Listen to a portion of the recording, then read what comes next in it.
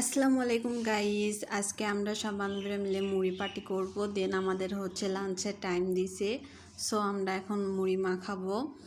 যে যা পারছে নিয়ে আসছে, কেউ একজন পেঁয়াজ, কেউ কাঁচামরিচ, কেউ চানাচুর, কেউ মুড়ি, কেউ শসা, এগুলো নিয়ে আসছে।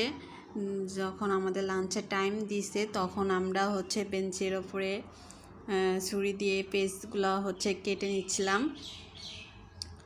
দেন একটু একটু করে কাটছিলাম আর মুড়ি মাখানোর জন্য।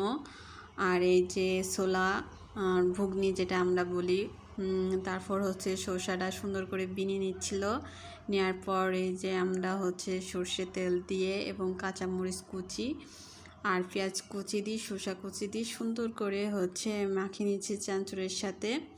ফার্স্টে সবগুলো একসাথে সুন্দর করে মাখিয়ে নিচ্ছি। নেওয়ার পর মাখানো হয়ে গেলে তখন আমরা মুড়ির সাথে মাখাবো, না হলে মুড়ি নরম হয়ে যায়। মুড়ির সাথে মাখালে খাইতে গেলে তখন মুড়ি অনেক নরম লাগে।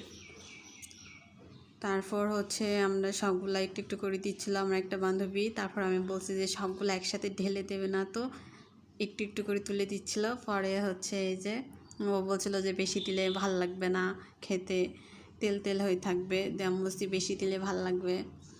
সো আমরা এরকম করে অনেক মজা করছিলাম। দেন মুড়িগুলো সবগুলো মাখাই নিচ্ছিলাম। মুড়ির তুলনায় আমাদের মাখানোর জায়গাটা অনেক কম ছিল। পরে এই যে সবগুলা সুন্দর করে মিক্সড করে মাখিয়ে নিলাম। দেন যে আমাদের মুড়ি মাখানো হয়ে গেছে। এখন আমরা খাবো সবাই মিলে। এই যে কেউ হাত দিয়ে, তারপর কেউ কাগজ কার্ডের মতন করে ভাঁজ করে নিয়েছে যাতে হাতে তেল না লাগে। দেন তারপর আমরা সবাই মিলে খাচ্ছিলাম আর গল্প করছিলাম। অনেক মজা হয়েছে। দেখবেন যে সবাই মিলে কোনো একটা জিনিস খাইলে যদি ভাগ না পাওয়া যায়, তারপরেও নিজের কাছে অনেক তৃপ্তি লাগে, আনন্দ লাগে, আর সবাই মিলে খাইতে অনেক মজা লাগে। কেমন হয়েছে সবাই